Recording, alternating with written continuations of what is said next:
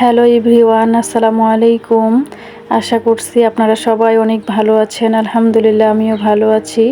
আর তাই চলে এসেছি আবারও নতুন দিনের সাথে নতুন একটা ভিডিও নিয়ে। আশা করছি আপনারাও সম্পূর্ণ ভিডিওটির সাথেই থাকবেন। আজকের ভিডিওটা আমি শুরু করেছি রান্নাঘর থেকে, আর এখান থেকে শেষ করব আমার রান্নাঘরে। আমি আর আমার রান্না, আমার কাজগুলো, সেগুলোই আপনাদের সাথে শেয়ার করেছি। আর তার সাথে শেয়ার করেছি মধ্যবিত্ত সংসারে গৃহিণীদের সঠিক পরিকল্পনা। আমি আশা করব আপনারা সবাই আমার চ্যানেলটিতে সাবস্ক্রাইব করে পাশে থেকে যাবেন। আর এখন কিন্তু আমি কিছু শাক, এগুলো কিন্তু পাট শাক ছিল, সেই শাকগুলো আমি কিন্তু ফ্রিজের মধ্যে রেখে দিয়েছিলাম। টাটকা শাক ছিল, কালকে আমার হাজবেন্ড নিয়ে এসেছিল। আর পাট শাকটা কিন্তু ভাজি খেতে আমি অনেক বেশি পছন্দ করি ডালের সাথে, সেই কারণে কিন্তু আমি বের করে নিয়ে এসেছি। পাট শাক ভাজি করব, আর ডাল করব, বেগুন চপ করব, ঢেঁড়স ভাজি করব। তো আমি কিন্তু ভাত বসিয়ে দিয়েছি। ভাত বসিয়ে দিয়ে তো এদিকে আমাকে এখন তরকারিগুলো কাটা বাছা করতে হবে। শাকগুলো তো পলি ব্যাগ থেকে বের করে নিলাম, নিয়ে এখন আমি ঢেঁড়সগুলো পলি ব্যাগ থেকে বের করলাম। সেগুলো কিন্তু এখন ধুতে হবে, ভালোভাবে ধুয়ে পানির মধ্যে ভিজিয়ে দিয়ে তারপরে কিন্তু সেগুলো আমি কাটবো। আর আমি কিন্তু ট্যাপের মধ্যে নিয়ে গিয়েছিলাম ঢেঁড়সগুলো, নিয়ে গিয়ে সেখানে আমি ভালোভাবে পানি দিয়ে ধুয়েছি। ধুয়ে তারপরে কিন্তু আবারও একটু পানি দিয়ে নিয়ে এসেছি। আর ঢেঁড়সের ভাজিটাও কিন্তু আমার কাছে বেশ ভালো লাগে, সেজন্য কিন্তু আমি ঢেঁড়সের ভাজি করব একটু। তো আমার কাছে তো অনেক ভালো লাগে ঢেঁড়সটা, কার কার কাছে ভালো লাগে অবশ্যই জানাতে পারেন। আর আমি কিন্তু একটু লম্বা লম্বা করেই কাটতেছি আর কি। তো কখনো সখনো কিন্তু আমি অন্যভাবেও কাটি, যখন যেমন ইচ্ছে হয় আর কি, তখন সেইভাবেই কাটার চেষ্টা করি। আর আমি তো মাটির চুলাতে রান্না করি, মাটির চুলায় আমি কিন্তু খড়ি দিয়ে রান্না করি। আমার কাছে কিন্তু বেশ ভালো লাগে। আর আমাদেরকে কিন্তু খড়ি কিনে এনে রান্না করতে হয়, আমাদের বাসায় কিন্তু কোনো কিছু নেই। তো সব কিছুই কিন্তু আমাদেরও কেনা। তো তারপরেও কিন্তু খড়ি দিয়ে রান্না করি চুলার মধ্যে, আমার কাছে বেশ ভালো লাগে। তো তারপরে কিন্তু আমি আপনাদের সাথে কথা বলতে বলতে ঢেঁড়সটা কিন্তু আমি কেটে নিয়েছি। ঢেঁড়স কেটে নেওয়ার পরে এখন আমি কিন্তু একটা বেগুন বের করে নিয়ে এসেছি। বাচ্চাদের জন্য একটা বেগুন চপ করে দেব। তো বাচ্চারা তো কখনো সখনো এটা খাবে না, ওটা খাবে না, এরকম আর কি।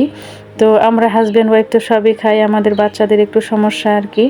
তো ঢেঁড়স ভাজি খাবে না, এটা খাবে না, ওটা খাবে না, শাক ভাজি খাবে না, তো ডালটা খায় আর কি। তো ওদের জন্য ডাল আর বেগুন চপ করে দেব, এগুলো দিয়ে কিন্তু ওরা মজা করে খাবে আর কি।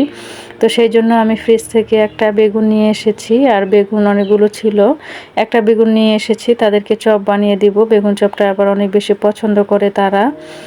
আর আমার এরকম সাদামাটা লাইফস্টাইল ভিডিও যদি আপনাদের ভালো লাগে, তাহলে আমার চ্যানেলটি সাবস্ক্রাইব করে আমার পাশেই থাকতে পারেন।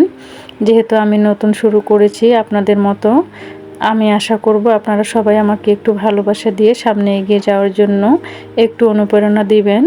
আপনাদের ভালোবাসা নিয়ে সামনে ভালোভাবে কাজ করতে চাই, আরও অনেক দূরে এগিয়ে যেতে চাই। আপনাদের সাথে কথা বলতে বলতে আর এরপরে কিন্তু আমি একটু আপনাদের সাথে শেয়ার করলাম আমার তরকারিগুলো যে কাটাকাটি করেছি সেগুলো। এদিকে আছে শাক, বেগুন আর ঢেঁড়সটা। তারপরে কিন্তু আমি একটু ভাতের পাতিলটাও আপনাদের সাথে শেয়ার করেছি। তো ভাত কিন্তু এদিকে যেহেতু কেনা চাল, ভাতটা হতে কিন্তু অনেকটা সময় লাগে। তারপরে কিন্তু আমি এদিক দিয়ে মরিচ আর পেঁয়াজ, এগুলো কিন্তু আমি কেটে এখন বাটির মধ্যে রেখে দেব। তখন আমি ভাজিগুলো যখন করব তখন এখান থেকেই দিব। তো আমি কিন্তু আগে থেকে কোনো কিছু করে রাখি না, আমি রান্না করতে করতেই কিন্তু এই কাজগুলো করি আর কি। আমি যখনই রান্না করতে বসি তখনই কিন্তু আমার রান্না করার জন্য যে প্রয়োজনীয় জিনিসগুলো, তার সবগুলোই কিন্তু আমি হাতের নাগালের কাছে নিয়ে তারপর কিন্তু বসে পড়ি। আর যেহেতু চুলার মধ্যে রান্না করি, আমি কিন্তু বারবার যাওয়া আসা করতে একদমই পছন্দ করি না।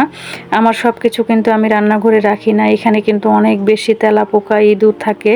তো সেই জন্য কিন্তু আমি এগুলো আমার যে ছোট্ট কিচেন আছে বারান্দার মধ্যে, সেইখানে কিন্তু আমি এগুলো নিয়ে রেখে দিই আর কি। আবার যখন প্রতিদিন রান্না করব তখন নিয়ে আসি।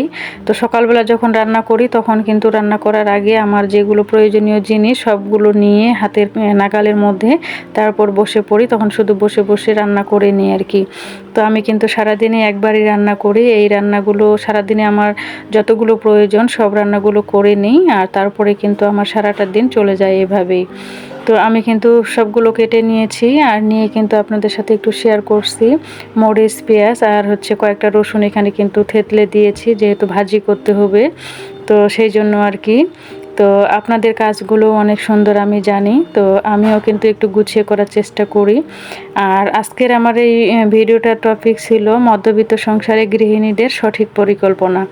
আমি 8টা টিপস এই ভিডিওর মধ্যে শেয়ার করছি, আশা করছি আপনাদের কাছেও ভালো লাগবে।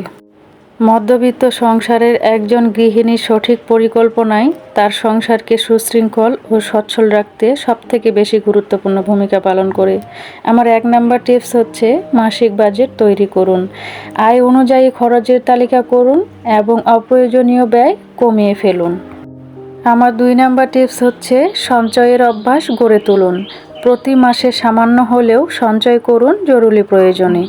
আমার 3 নাম্বার টিপস হচ্ছে খাবারের পরিকল্পনা করুন। সপ্তাহ বা মাসের খাবারের তালিকা করে বাজার করলে অপচয় কমে। আমার 4 নাম্বার টিপস হচ্ছে সংসারের কাজ ভাগ করে নিন। পরিবারের অন্য সদস্যদেরও ছোটোখাটো কাজ বুঝিয়ে দিন। আমার 5 নাম্বার টিপস হচ্ছে স্বাস্থ্যকে গুরুত্ব দিন। পুষ্টিকর খাবার, পরিচ্ছন্নতা ও নিয়মিত স্বাস্থ্য পরীক্ষা নিশ্চিত করুন। আমার 6 নাম্বার টিপস হচ্ছে সন্তানের পড়াশোনা ও মূল্যবোধের নজর দিন। সন্তানদের সময় দিন এবং ভালো অভ্যাস গড়ে তুলুন। আমার 7 নাম্বার টিপস হচ্ছে নিজের দক্ষতা বাড়ান। সেলাই, রান্না, অনলাইন কাজ বা ছোট ছোট ব্যবসার মতো দক্ষতা শিখে প্রয়োজনে অতিরিক্ত আয়ের সুযোগ তৈরি করতে পারেন। আমার 8 নাম্বার টিপস হচ্ছে জরুরি তহবিল রাখুন। হঠাৎ অসুস্থ বা অন্য প্রয়োজনে কিছু অর্থ আলাদা করে রাখুন। পরিকল্পিতভাবে চললে সীমিত আয়েও একটি মধ্যবিত্ত সুন্দর সংসার করে তোলা সম্ভব। প্রত্যেকটা সংসারের গৃহিণীদেরকে অনেক বেশি বুদ্ধিমতী হতে হয় আর অনেক বেশি ধৈর্যশীল হতে হয়। সংসারে চলার পথে চলতে চলতে কখন টানাপোড়েন লেগে থাকে, টানাপোড়েন চলে আসে, তখন কিন্তু আমরা অনেক সময় ধৈর্যহারা হয়ে যাই। সেই বিপদের সময়, সেই টানাপোড়েনের সময় আমাদেরকে অনেক বেশি ধৈর্যশীল হয়ে মোকাবেলা করতে হবে। আর প্রত্যেকটা গৃহিণীকে অনেক বেশি বুদ্ধিমতী হতে হবে। কোন কাজটা কখন কিভাবে করলে আমাদের সংসারে ভালো হবে সেটা আমাদেরকে বিবেচনা করে তারপরে কাজ করতে হবে। সবসময় আয় বুঝে ব্যয় করার পরিকল্পনা করতে হবে। স্বামীর ইনকামের মধ্যে যতটুকু আছে তার উপরে আমাদের চাহিদাগুলো রাখতে হবে। স্বামীর ইনকাম যদি অল্প হয়, আমাদের চাহিদাটাও অল্প রাখতে হবে। আর আমাদেরকে কিছু কিছু করে সঞ্চয় করে রাখতে হবে। আমাদের অনেক সময় কিন্তু অসুখ বিসুখ বা বিভিন্ন ধরনের দুর্ঘটনার মধ্যে অনেক সময় পড়তে হয়, তাই না? এমন অনেক সময় কিন্তু হাতে টাকা পয়সা একদমই থাকে না। আর বিপদের সময় দেখবেন আপনার আশেপাশে কেউই থাকবে না। আপনি যার কাছে যান না কেন, আপনাকে কেউই কিন্তু দিতে পারবে না, একটু সহযোগিতা করতে পারবে না। সেই জন্য সেই বিপদের জন্য আপনি যদি একটু একটু করে টাকা পয়সা জমিয়ে রেখে দিতে পারেন, আর সেই বিপদের সময় সেই টাকাটা আপনি ব্যয় করতে পারবেন খুব সহজেই। সেই কারণে প্রত্যেকটা গৃহিণীদেরকে অনেক বেশি সচেতন থাকতে হবে। আমাদের সংসারের প্রত্যেকটা দিকে, আমাদের পরিবারের সদস্যদের দিকে, আমাদের পরিবারের দিকে, আমাদের পরিবার পরিচালনার দিকে, আমাদের স্বামীর ইনকামের আয় বুঝে ব্যয় করা, সব কিছু মিলিয়ে কিন্তু আমাদেরকে অনেক বেশি বুদ্ধিমতী হয়ে আমাদের সংসার পরিচালনা করতে হবে। তো আমি কথা বলতে বলতে কিন্তু আপনাদের সাথে আমি কিন্তু রান্নাটা শেষ করে নিচ্ছি। আর এখন কিন্তু আমি ঢেঁড়সের ভাজিটা উঠিয়ে নিচ্ছি। আর আমি কিন্তু ভিডিওর মধ্যে হয়তো অনেক ভুল বলেছি, অনেক কিছু ভুল ত্রুটি আমার থাকতে পারে, আপনারা একটু ক্ষমা দৃষ্টিতে দেখবেন। আর আমি তেমন সুন্দরভাবে গুছিয়ে গুছিয়ে কথাও বলতে পারি না। আর আমি যখন ভিডিওর মধ্যে ভয়েস দিই তখন কিন্তু আমার অনেক বেশি সমস্যা আমার পরিবেশের কারণে। তো অনেক কষ্ট করে ভিডিও তৈরি করি, আপনাদের সাথে শেয়ার করি। আপনারা সবাই আমার পাশে থাকবেন। আর আমার আজকের এই ভিডিওটা কেমন লেগেছে সেটাও আপনারা একটু জানাতে পারেন আপনাদের মূল্যবান কমেন্টের মাধ্যমে। আর আমার এই ভিডিও থেকে আমি বিদায় নিব। সবাই ভালো থাকবেন, সুস্থ থাকবেন, আমার জন্য দোয়া করবেন। আর আবারও চলে আসবো নতুন দিনের সাথে নতুন একটা ভিডিও নিয়ে। সবার সুস্বাস্থ্য কামনা করে আজকের মতো এখানেই বিদায় নিচ্ছি। আল্লাহ হাফিজ। আসসালামু আলাইকুম ওয়া রাহমাতুল্লাহি ওয়া বারাকাতুহু।